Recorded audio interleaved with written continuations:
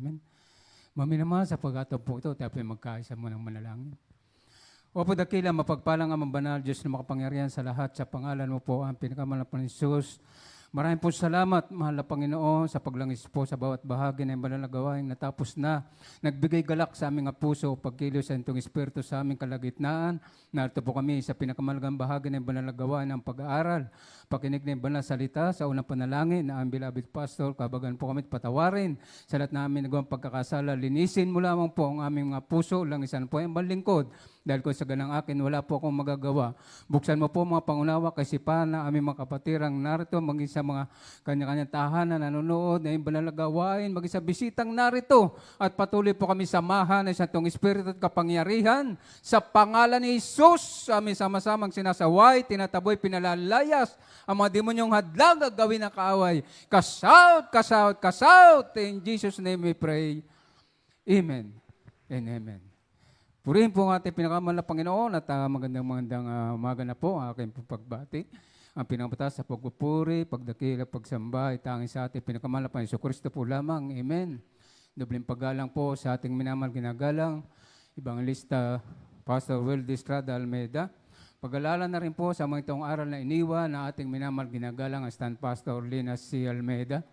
Sa mga beloved children po, sa ating beloved ordained preacher, Brother Boy Merly, sa kanyang beloved wife, beloved children at beloved preacher, beloved workers, beloved instrumentalists, webcast, televiewers, sa kanyang matahana, sa inyo pong lahat, mga beloved choirs, beloved martial group, at sa inyong lahat ng mga kapatid sa ating mahal na Panginoon, mga datiha, mga baguhan, sa ating pong bisita. Magandang umaga po, aking pong pagbati. Amen. Palakpakan po natin ang ating pinakamahal na Panginoon. Lahat magsabing, praise the Lord. Gising pa po ba kayong lahat? Amen? Wala pong matutulog sapagkat ito ang bagay na pagkain na talagang bubusugin yung ating mga kaluluwa. Amen? Kaya ito po isang bagay na napakahalaga, mga minamahal na ating mapag-aralan ng salita ng Diyos sapagkat ito yung magpapatibay sa ating patuloy na paglilingkod sa ating mahal na Panginoon. Ang ating pong tema ay pamagatan po natin, mga minamahal ng tinatawag na Sons of God. Sons of God. Maraming ibig sabihin yan, hindi po pag Son of God, ang ating pinakamamahal na Panginoon yan. Pag sons, ibig sabihin, mga anak ng Diyos. Amen? Payag po ba kayo maging anak ng Diyos? Amen. Lahat ng mga tao, mga minamahal, ay naghahangad na tinatawag na magandang buhay. Habang tayo ay narito sa sanlibutan, hindi tayo nakikibaka sa ating buhay na ito na tayo ay nagbabaka sakali lang. Hindi tayo yung naglalakbay na parang naliligaw. Na kapag tinanong mo, mga minamahal, hindi niya alam kung saan siya patutungo. Kung saan siya pupunta. Ganon din sa ating paglilingkod, sa ating mahal na Panginoon, kinakailangan, tiyak natin na sa langit tayo pupunta. Amen? Hindi tayo dapat maligaw. Kaya kailangan alam natin kung ano yung kalagayan natin sa paglilingkod sa ating mahal na Panginoon. Para alam natin na tayo ay nakatitiyak sa buhay na walang hanggan. Amen? Kaya yung ating paglilingkod na ito, kinakailangan na masigurado natin na tayo ay patungo sa langit. Kaya nga, sons of God, mga anak ng Diyos, kapag tayo ay nagpatuloy na sa ating pagsunod sa kalooban ng Diyos, tayo ay mananatili na anak ng Diyos. Amen? Kaya, paano ba maging anak ng Diyos? Paano ba mga minamahal yung tinatawag na paglilingkod na itinuturing tayo ng Diyos na tayo ay mga anak? Basahin po muna natin mga minamahal ang aklat ng Roma, Kapitulo 8, versikulo 14 at italon po natin sa 16 hanggang 17. Dito po sa aklat ng mga taga-Roma, Kapitulo 8, talatang 14, 16 at 17. Sabagat ang lahat ng mga pinapatnubayan ng Espiritu ng Diyos ay sila ang mga anak ng Diyos. 16, ang Espiritu rin nga rin ang nagpapatotoo kasama ang ating espiritu na tayo mga anak ng Diyos. 17. At kung mga anak ay mga tagapagmana nga, mga tagapagmana sa Diyos, at mga kasamang tagapagmana ni Kristo, kung gayon nga, makipagtiis tayo sa Kanya, upang tayo lumuwalhati namang kasama niya. Amen. Praise the Lord. Lahat magsabing, praise the Lord. Diyos sa magpala sa pagkabasa ng kanyang banal na salita. Dito po ay malalaman natin na sinasabi ng banal na kasulatan na ang sino man na pinapatnubayan ng Espiritu ng Diyos ay sila ang mga anak ng Diyos. Ibig sabihin, simula na tayo makakilala sa ating mahal na Panginoon, nang tayo ay dalhin sa banal na gawain ito, mararamdaman na natin mga minamahal yung tinatawag na kasama natin ang Espiritu ng Diyos. Siya ay mararamdaman natin na patnubay natin siya, kasama lang natin. Doon natin makikita mga minamahal na nararamdaman natin na tayo nga ay mga anak ng Diyos. Kaya ang sabi, ang Espiritu rin ang nagpapatotoo kasama ng ating mga Espiritu. Kaya tayo ay nagkaroon ng mga tinatawag na mga patotoo sapagkat nabago yung ating buhay. Na dati-rati wala pa tayo sa banal na gawain ito, naiiba yung ating buhay at iba na rin yung ating buhay sa ngayon. Amen? Kaya ang sabi, mga minamahal, sa talatang 16, ang Espiritu rin na nagpapatotoo kasama ng ating Espiritu na tayo mga anak ng Diyos. At kung mga anak ay mga tagapagmana nga. Unti-unti na nating nalalaman, mga minamahal, yung panigurado natin sa buhay na walang hanggan. Sapagkat sinabi rito na kung tayo ay mga anak ng Diyos, tayo rin yung tagapagmana ng Diyos. Tayo yung tagapagmana, ano ba yung mamanahin natin sa Diyos? Amen? Pera ba? Ginto ba? Amen? Yung kaharian ng Diyos, yung langit, yun yung mamanahin natin. Katulad, halimbawa ng ating mga magulang, na kung tayo ay may kabuhayan sila, kung mawala na sila, mamatay sila, sinong pamamanahan nila? Di ba yung anak? Ganon din tayo sa ating paglilingkod sa mahal na Panginoon. Yung kaharian ng Diyos doon sa langit, nakalaan yan sa atin. Nakalaan yan sa mga anak. Hindi yan ibibigay doon sa mga hindi anak ng Diyos. Doon lang yan ibibigay sa mga anak ng Diyos.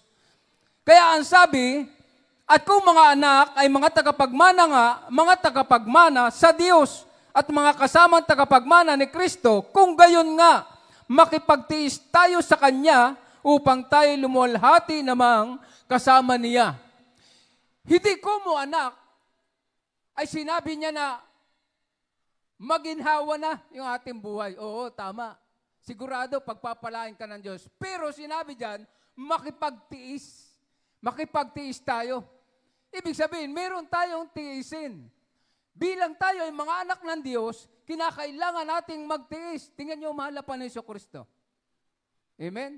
Pinahintulutan ng Diyos Ama sa langit na siya ay maghirap hanggang sa mamatay sa krus ng Kalbaryo. Ang ating mahal na Panginoon. Ganon din ang nais ng ating mahal na Panginoon na tayo na Kanya bilang mga anak tayo ng ating mahal na Panginoon, makipagtiis din tayo.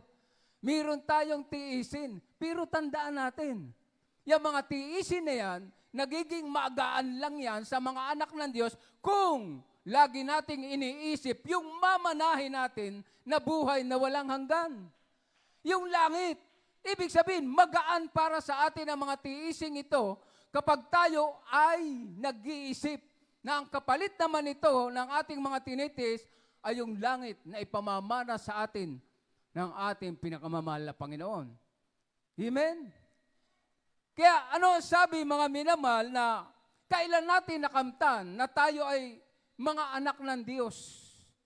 Kailan natin nakamtan na sa atin ang Espiritu ng Diyos? Kasama natin ang Espiritu. Aklat ng Episo, Kapitulo 1, versikulo 13. Pakibasa po.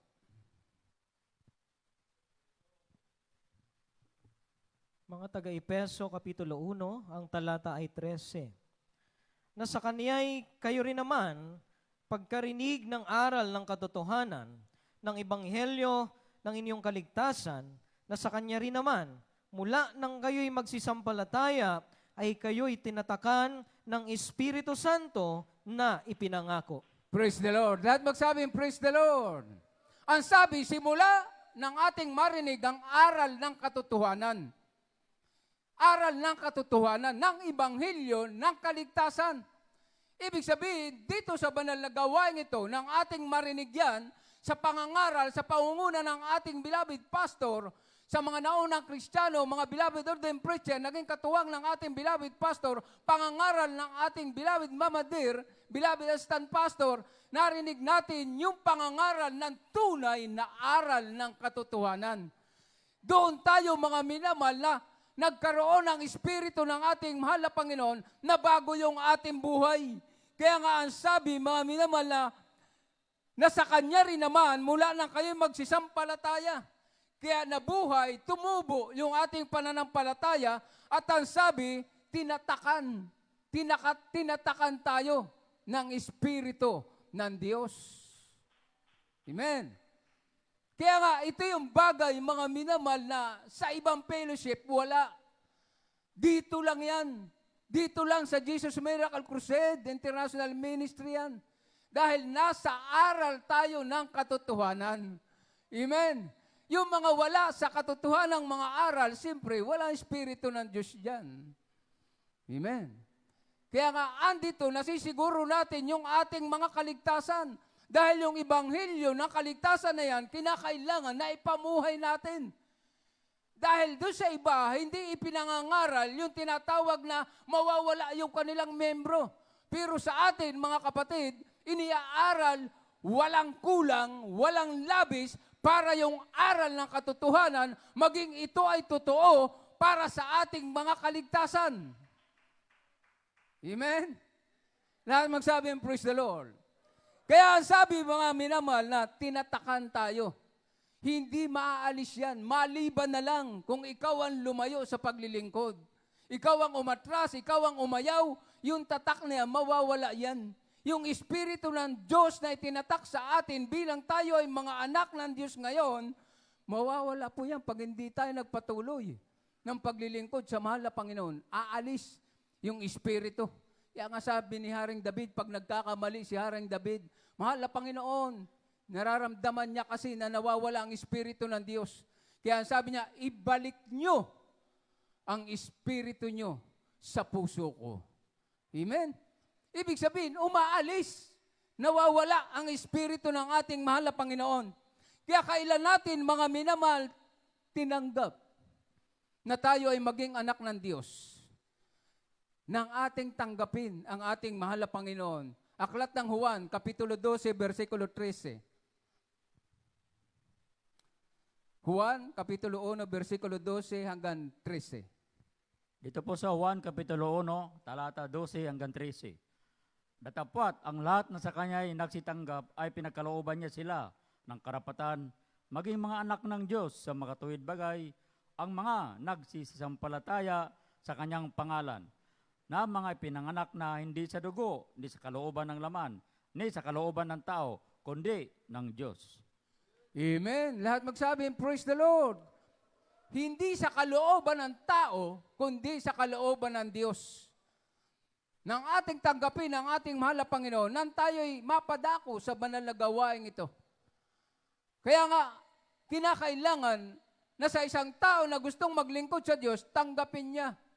Marami ang nakarinig ng salita ng Diyos. Yung aral ng katotohanan, meron tayong mga krusada, meron tayong mga Bible study, meron tayong mga paghayo, naririnig nila yung ating sinasabi sa kanila. Yan ay aral ng katotohanan na itinuro ng ating beloved pastor na ipangaral yung katotohanan. Ibig sabihin, mga minamahal, hindi sila nagpaunlak. Ibig sabihin, hindi sila nakatanggap sa mahal na Panginoon. Kaya mapalad, yung nakikinig ng tunay na aral ng Diyos na pinaunlakan nila ang panawagan ng Diyos. Na sino man tumanggap at nananampalataya sa ating mahal na Panginoon, pagkakalooban niya ng karapatan na maging anak ng Diyos.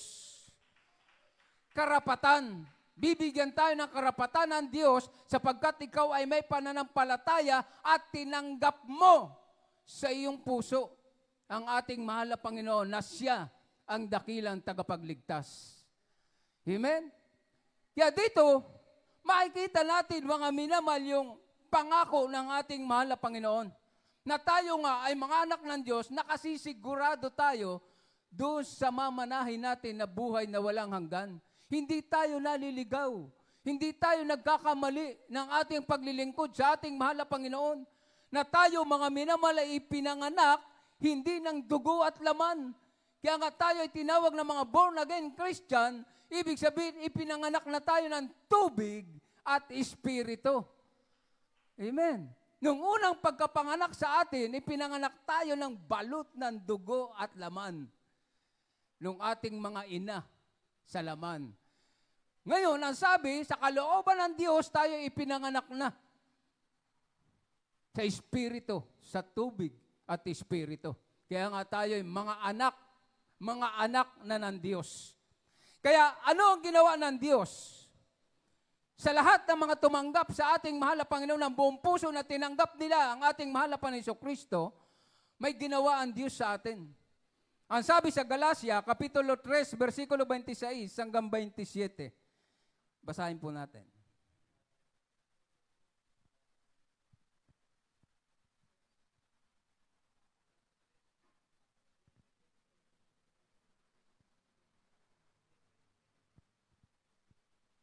Galacia Kapitulo 3. Galacia Kapitulo 3 magmula 26 hanggang 27. Ngunit ang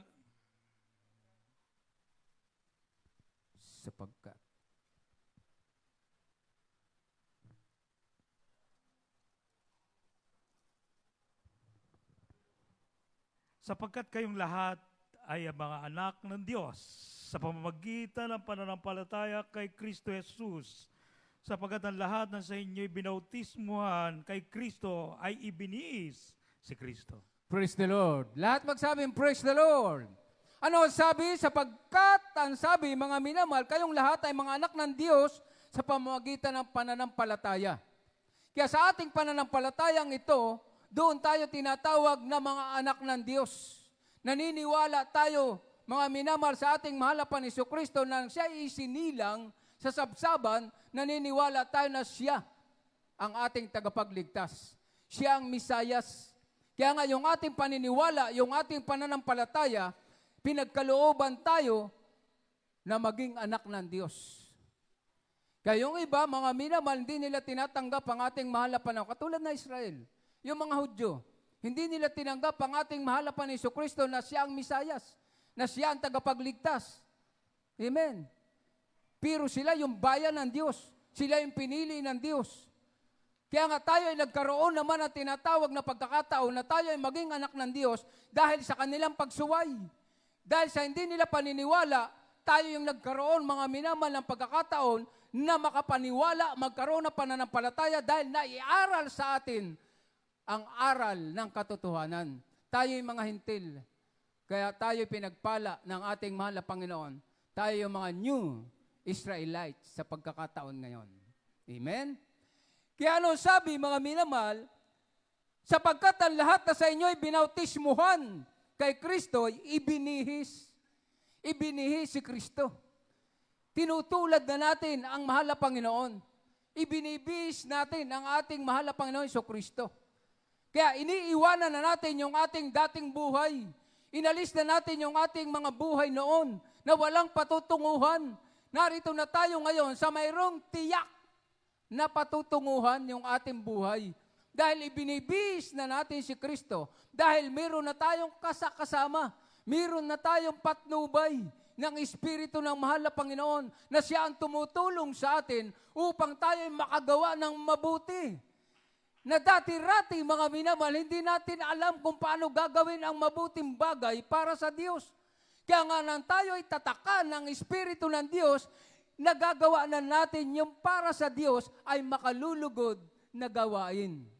Amen? Kaya ganun pala mga minamahal yung ginagawa ng Diyos sa atin. Tinuturuan tayo na maibihis natin ang ating mahal na Panginoon. Inaalis na natin yung ating mga bisyo, yung ating masamang ugali, lahat inaalis yan ng ating mahal na Panginoon. Kaya dito, hinuhubog tayo na maibihis natin si Kristo. At ang sabi, kailangan tayo mabautismuhan. Amen. Kailangan tayo mabautismuhan kay Kristo. Pero bago tayo mabautismuhan, ang sabi, para masunod ninyo ang kalooban ng Diyos, bibigyan ko muna kayo ng puso. Ano yung puso? Pusong laman. Aklat ng Ezekiel, ang sabi dyan, 36, 26, 27, dahil yung puso ng tao, napakatigas nito. Nung araw, hindi natin alam magpakumbaba. Matigas yung ating mga puso. Kaya, uunahin ng Diyos, bigyan tayo ng pusong laman. Amen? Basahin po natin. Dito po sa aklat ng Ezekiel, Kapitulo 36, at talatang 26 at 27. Bibigyan ko rin naman kayo ng bagong puso at lalagyan ko ang loob ninyo ng bagong diwa at aking aalisin ang batong puso sa inyong katawan at aking bibigyan kayo ng pusong laman at aking ilalagay ang aking espiritu sa loob ninyo at palalakarin ko kayo na ayon sa aking mga palatuntunan at inyong iingatan ang aking mga kahatulan at isasagawa. Amen. Praise the Lord. Lahat magsabing, praise the Lord. Kaya yung ating dati-rating matigas na puso, walang alam gawing mabuti, ang sabi na ating mahal na Panginoon, papalitan niya, bibigyan niya tayo ng pusong laman upang ang layunin ng Diyos na tayo ay makasunod sa kanyang kalooban, bibigyan pa tayo ng Espiritu. Lalagyan pa tayo mga minamahal ng Espiritu yung ating diwa, yung ating isip, lalagyan ng Espiritu ng ating mahal na Panginoon upang sa gayon, ano ang sabi? Upang masunod natin ang kanyang palatuntunan at maingatan natin ang kanyang katulan at isasagawa. Amen? Kaya tayo ay mayroong ginagawa na pagbabago sa ating buhay. Bago na yung ating puso. Hindi na tayo matigas ngayon na sumunod sa kalooban ng Diyos. Wala na tayong masasabi pa. Dahil pinalitan na ng Diyos yung ating dati-rating puso na masama, pinalitan na ng Diyos yan. Kasama pa ang Espiritu ng ating mahal na Panginoon. Sinamahan pa ng Espiritu para talaga tayo, mga minamahal na mga anak niya, tayong mga anak ng ating mahal na Panginoon, makasigurado tayo na masusunod natin ang kalooban ng Diyos, magagawa natin ang pinag-uutos ng Diyos. Hindi mahirap. Ayaw ng Diyos na tayo ay mahirapan na sumunod sa kanyang kalooban. Kaya nga karaka-raka pinalitan niya yung ating mga pusong bato. Bakal pa nga minsan. Amen? Grabe. Minsan mga minamahal nung ating buhay noon, grabe, kasama yung ating buhay. Pero ngayon, pinalitan na yan ng ating mahal na Panginoon. Nasa atin ay tinatawag na mabuting puso na makakasunod sa kalooban ng ating mahal na Panginoon. Sabi nga, na yung Espiritu ng Diyos yan ay katulong natin. Hindi tayo nag-iisa. Sa pagsunod sa kalooban ng Diyos, dahil tayo ay anak ng Diyos, ayaw niya na tayo ay malihis ng ating ginagawa. Ang nais ng Diyos, lagi nating nasusunod ang kanyang kalooban. Amen? Yung kanyang kahatulan, nais ng Diyos na ating magawa. Amen? Kaya, kailan tayo mga minamahal na natuto nito? Kailan natin natutunan mga minamahal na ang Espiritu ng Diyos ay ating naipamumuhay na? Simula nang tayo ay makapagsisi. Tayo ay nabautismuhan sa tubig. Amen? Kaya nga sabi ng Gawa 2:38 na kung paano kailan natin tinanggap ang Espiritu ng ating mahal na Panginoon. Pakibasa po. Hallelujah. Sa mga Gawang Kabanata 2, ang talata 38. At sinabi sa kanila ni Pedro, magsisi kayo at Magpabautismo ang bawat isa sa inyo sa pangalan ni Jesucristo sa ikakapatawad ng iyong mga kasalanan at tatanggapin ninyo ang kaloob ng Espiritu Santo. Praise the Lord. Lahat magsabing, praise the Lord. Kaya hindi po pwede, mga minamahal, na ikaw ay tatanggap lang sa mahal na Panginoon. Kinakailangang maganap natin ang 4 na reglamento ng kaligtasan para tayo ay maging mga tunay na anak ng Diyos. Hindi lang sa tayo ay tumanggap, mga minamahal, hindi ka magiging anak pa ng Diyos. Kinakailangan, mga minamahal, na maranasan natin yung tamang pagsisisi. Dahil yun ang ipagpapatawad ng ating kasalanan. Doon mapapatawad yung ating mga kasalanan na sa ating pagsisisi, ilulubog tayo sa tubig, magkakaroon ng bautismo sa tubig, at yun yung sinasabi na mapapatawad na yung ating mga kasalanan. Dahil hindi papasok ang Espiritu ng Diyos sa pusong makasalanan. Amen? Nakuha niyo po? Kapag ang puso na tayo makasalanan, alangan namang sumama yung Espiritu ng Diyos na kabanal-banalan doon sa masamang puso. Hindi po sasama yan. Kaya nga, lagi tayong kinakailangang mabautismuhan. Bago tayo bautismuhan, tayo nagsisisi. Tao sa puso yung ating pagsisisi. Dahil yung ating mga kasalanan, diyan lamang mapapatawad ng ating mahal na Panginoon. Yung ating mga pagkakasala, simula pa noon, nang tayo yung mga bagong silang pala may kasalanan na tayo, minana natin kay Eva at kay Adan. Amen?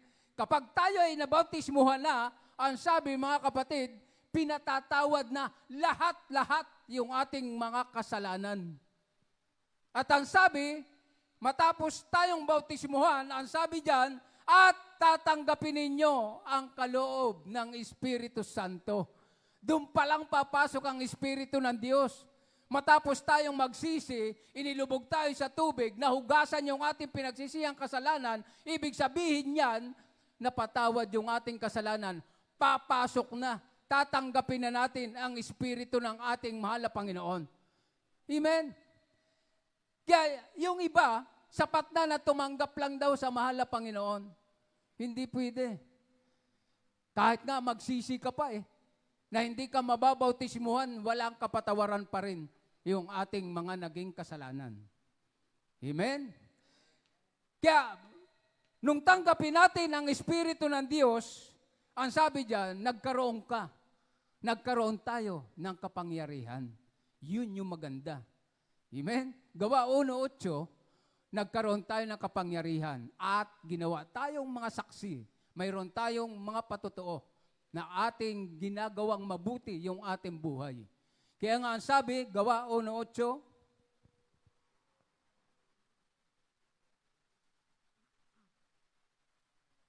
Sa Aklat ng mga Gawa, Kapitulo 1, ang talata ay 8.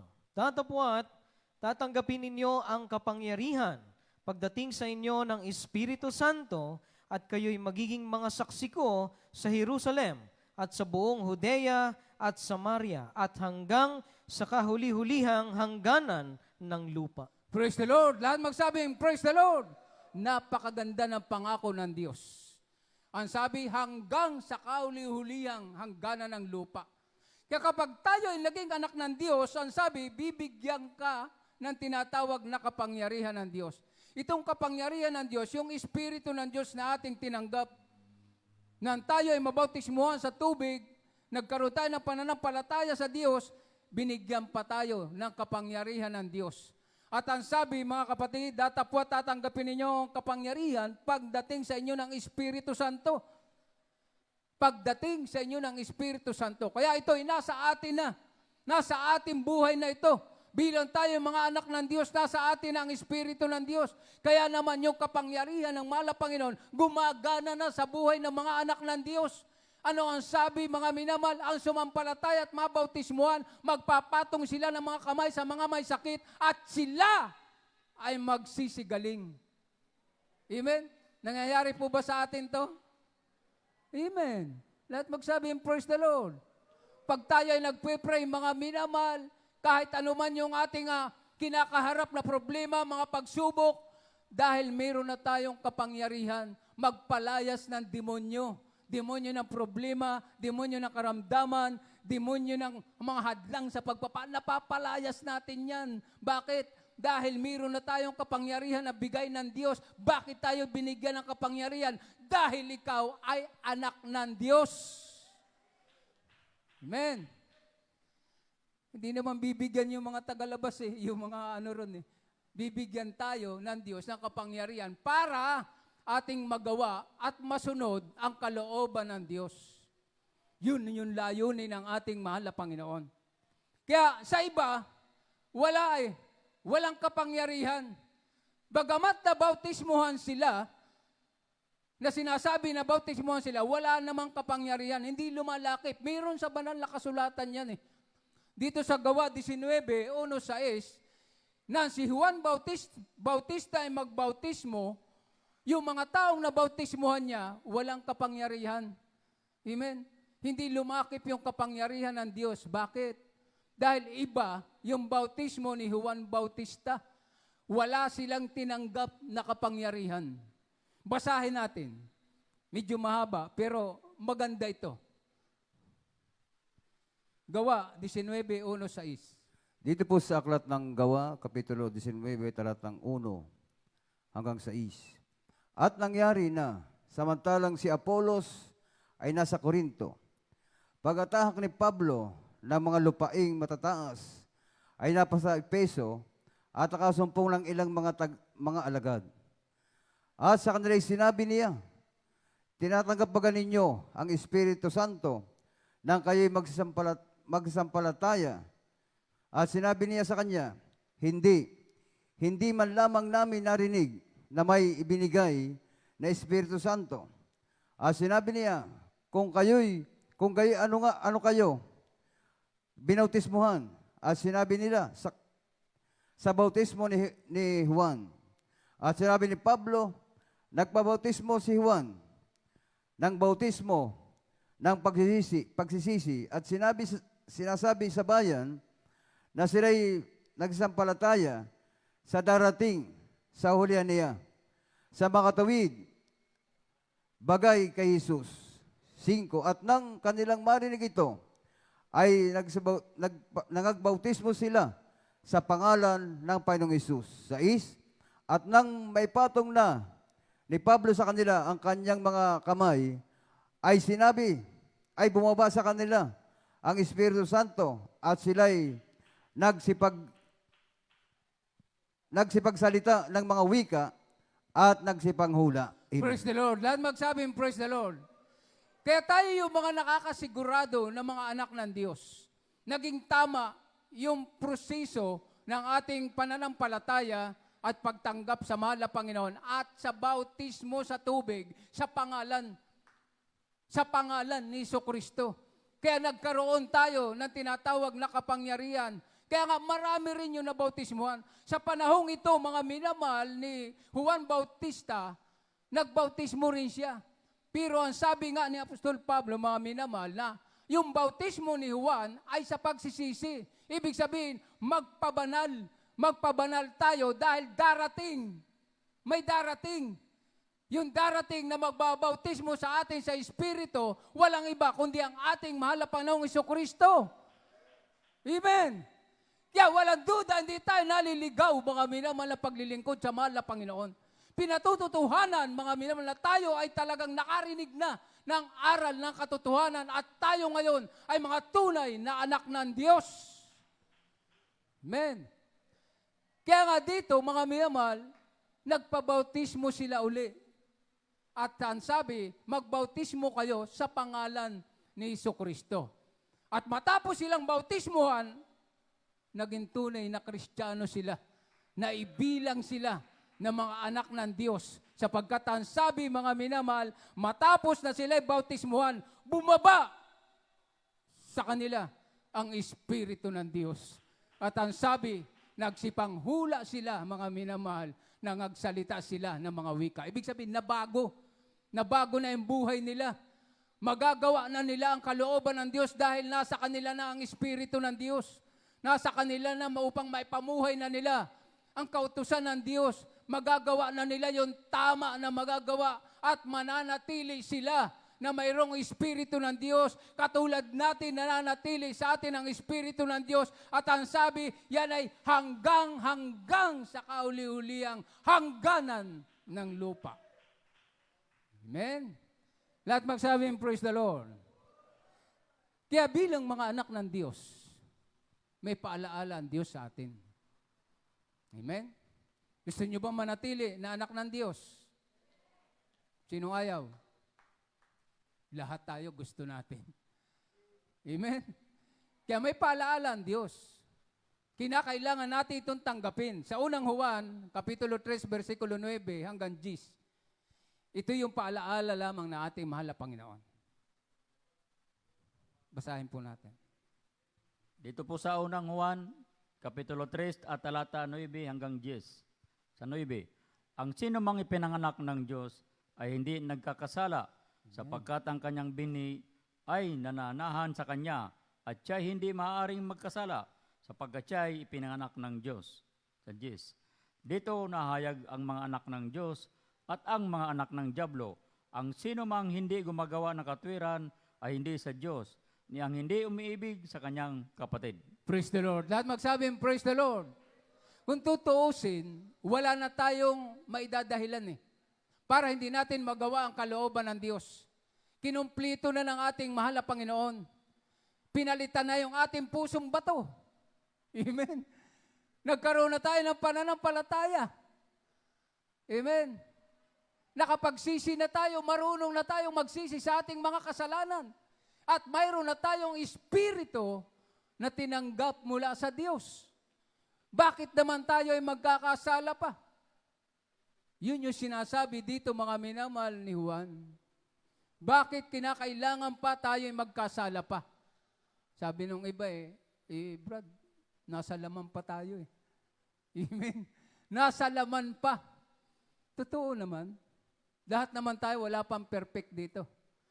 Narito tayo nagpapatuloy maglingkod sa Diyos bilang anak ng Diyos, nagpapaka-perfecto tayo. Ginagawa natin lahat, mga minamahal, na huwag na tayong magkasala.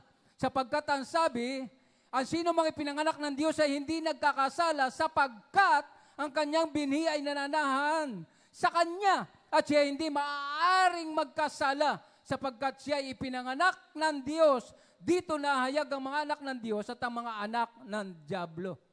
Yung gumagawa ng kautusan ng Diyos, yun ang tunay na anak ng Diyos. At yung mga hindi gumagawa ng kalooban ng Diyos, anak pa rin sila ng Diablo. Amen? Ngayon, alin ang pipiliin natin? Yung wag na tayong magkasala. Kaya nga sa pagtanggap natin sa mahal na Panginoon, yung pagsisisi natin, wag nang pabalik-balik. Wag na natin balikan yung ating kasalanan. Kinakailangan nating harapin na ang gustong ipagawa sa atin ng Diyos. Kasama natin ang Espiritu ng Diyos. Ibig sabihin, kasama natin ang Espiritu ng Diyos, lalayo ang kanyan. Kapag hindi natin susundin ang udyok ng Espiritu ng Diyos, lalayo sa atin yan kapag tayo ay patuloy na magkakasala. Kapag patuloy tayo na magkakamali, pag patuloy tayo na nalilihis sa ating paglilingkod na ito, ang sabi, mga minamahal, mananatili pa rin tayo, mga minamahal, na magpapakatuwid sa harapan ng Diyos. Dahil ang nais natin, yung ipamamana sa atin ng ating mahal na Panginoon. Laging yun ang ating iisipin. Kapag medyo nahihila na tayo ng kasalanan, pita ng laman, pita ng sanlibutan, kinakailangan isipin na natin yung pangako ng Diyos. Yung mamanahin natin sa Diyos. Yung buhay na walang hanggan. At ang sabi, lalayas yan. Hindi tayo basta-basta makukuha ng kaaway. Matalino si Taning. Lala nyo si Taning? Si Satanas. Napakatalino niyan. Amen? Kayang-kaya niya tayong paikutin kapag tayo ay nagkulang sa pagsunod sa kalooban ng ating mahal na Panginoon. Amen? Huling talata. Dito sa 1 Korinto, Kapitulo 6, versikulo 17, italo natin sa 20.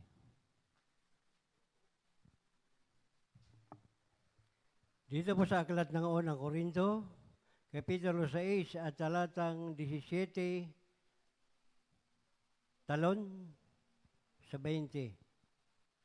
Ngunit ang nakikisama sa Panginoon ay kaisang espiritu niya, sapagkat kayo'y binili sa halaga, luwalhatiin nga ninyo ng inyong katawan ang Diyos.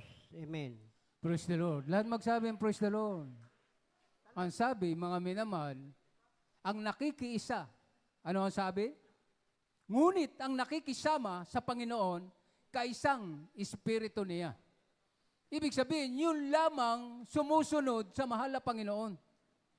Yung espiritu ng Diyos, magiging kasama ng ating espiritu kung, ang sabi, nakikisama tayo sa Diyos. Ano ang ibig sabihin ng nakikisama?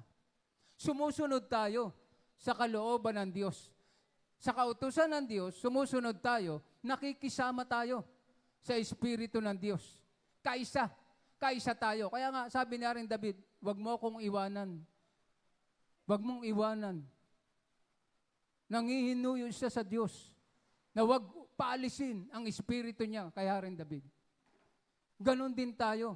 Kinakailangan nating gumawa, sumunod sa kalooban ng ating mahal na Panginoon.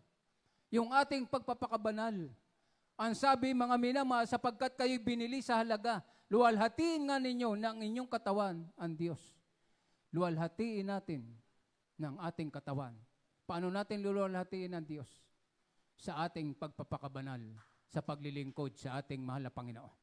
Kinakailangan malinis yung ating mga puso.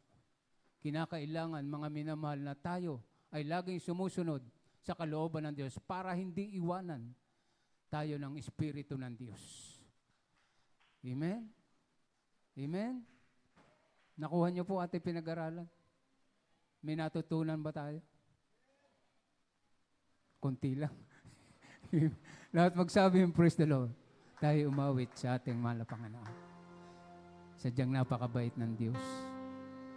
Sa dinami-dami ng tao sa buong mundo, billion of people in the world, kinahabagan tayo ng Diyos na ginawa tayong mga anak.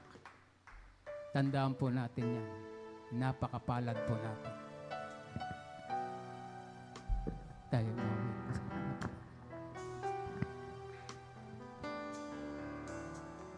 Hallelujah.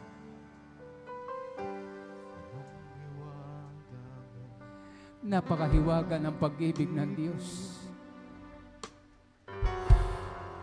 Dahil hindi tayo karapat-dapat, pero pinaging-dapat tayo na mahalin ng Diyos. Sino tayo, mga kapatid? Yes, Lord. Hallelujah.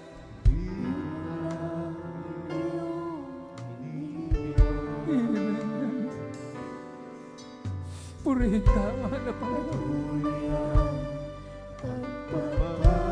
Tunay ang pagpapala mo.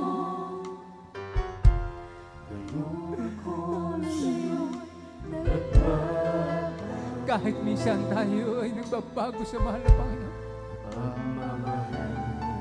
Hindi nagbabago ang pagmamahal ng Diyos. Aking ganda. Yes, Lord. Hallelujah. Hallelujah. Masdan mo yung anak. Masdan mo.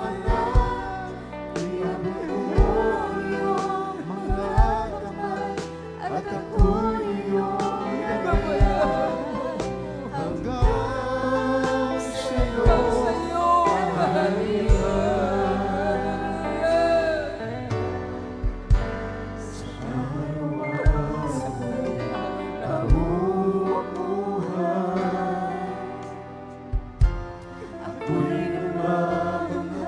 sa biyaya mong bigay.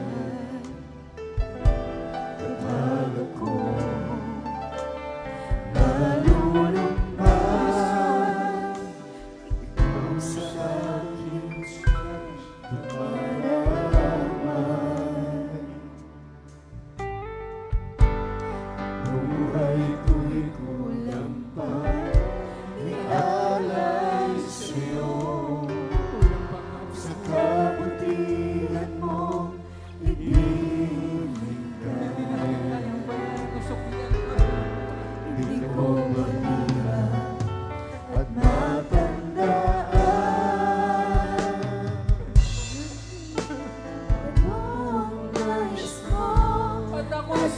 susunod sa'yo.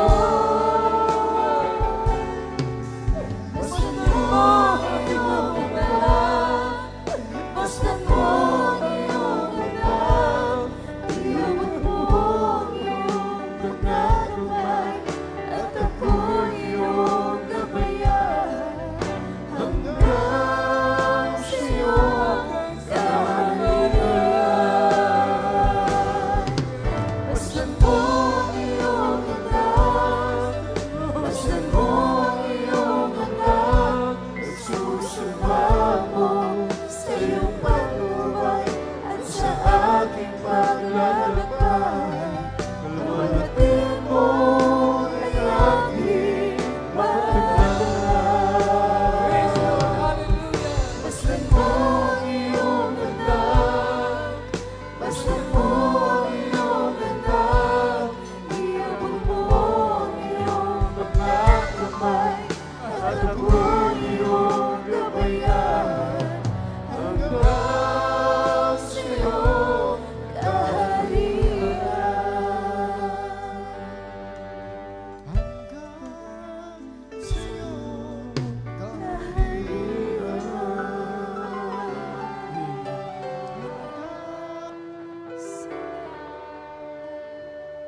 Hanggang sa iyong kaharian. Yan ang ating inaasam. Yan ang ating ninanais, mga kapatid. Ang kaharian ng Diyos ay ating mapuntahan. Kaya dito nakatitiyak tayo at nakasisigurado. Dahil tayo ay totoo at tunay na anak ng Diyos. Magpatuloy tayo, mga minamahal, sa paglilingkod natin sa mahal na Panginoon. Malapit na rin nating makamtan ang pangako ng Diyos. Kunting tiis na lang, mga kapatid. Makakamtan na natin ang kaharian ng Diyos. Amen? Kaya minsan kahit napakahirap ng buhay, para nahirapan tayong harapin ang kahirapan sa mundong ito. Kapag iniisip natin ang pangako ng Diyos, gumagaan lang yan na sa ating paglilingkod tayo nakakapagpatuloy ng pagsunod sa kalooban ng ating mahal na Panginoon. Tayo manalangin sa pagkakataong ito sa ating mga pangangailangan.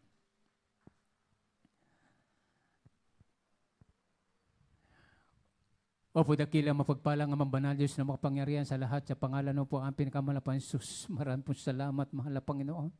Minsan pa sa iyong banal na salita, O Diyos, na muli binuksan mo ang bawat puso na iyong mga anak. Maraming salamat na kami itinuring mo at ibinilang ng mga tunay na anak. Binigyan mo kami, tinulungan mo kami, mahal na Panginoon, upang makasunod sa iyong banal na kaloob. Dalangin namin, mahal na Panginoon, patuloy mo pang hawakan ang bawat isa sa amin. Na walang malihis ng landas sa paglilingkod sa iyo. Na ang iyong pangako sa bawat isa sa amin ito ay aming makamtan. Ang pangako mo na kami ang magmamana ng buhay na walang hanggan, O Diyos. Patuloy namin isinasamo sa iyo, mahal na Panginoon, na sa bawat pangangailangan ng mga anak sa pagkakataong ito, tugunin mo ang iyong panalangin. Pagalingin mo na ang bawat karamdaman ng mga anak, mayroong mga problema, lutasin mo sa anong kapamaraanan, mahal na Panginoon.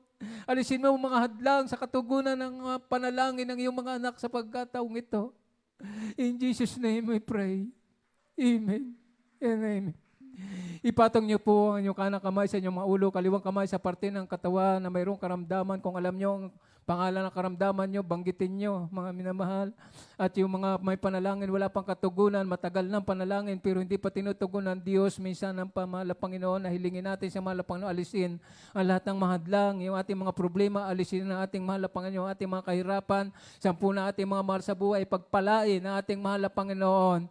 Sa pagkataong ito, isipin natin ang ating beloved pastor ang naglihan sa atin. Sa pangalan ni Jesus, demon of cancer, leukemia, TB, diabetes, ulcer, asthma, goiter, skin disease, pagka-paralyzed, cast out, be bound to heal, be healed, complete healing, materialism, carnalism, pangina panlupaypay, demonyo ng mga kahirapan, cast out, mga hadlang sa pagpapala, hadlang sa katugunan na ating mga panalangin, cast out in the name of Jesus, in the name of Jesus, problem be solved, cast out, be healed, complete healing, problem be solved. In Jesus' name we pray. Amen and amen. Purihin po ang ating pinakamahal na Panginoon bilang pasasalamat. Mga minamahal, si Haring David kapag nagpapasalamat sa Diyos, tumatalon siya sa tuwa at galak sapagkat lahat ng masama sa kanyang katawan inalis na ng ating mahal na Panginoon. Kaya tayo sisigaw ng 3 beses at tatalo ng 3 beses. Sabihin po natin, Hallelujah, praise the Lord. Hallelujah, praise the Lord. Hallelujah, praise the Lord. Thank you so much, there is Jesus.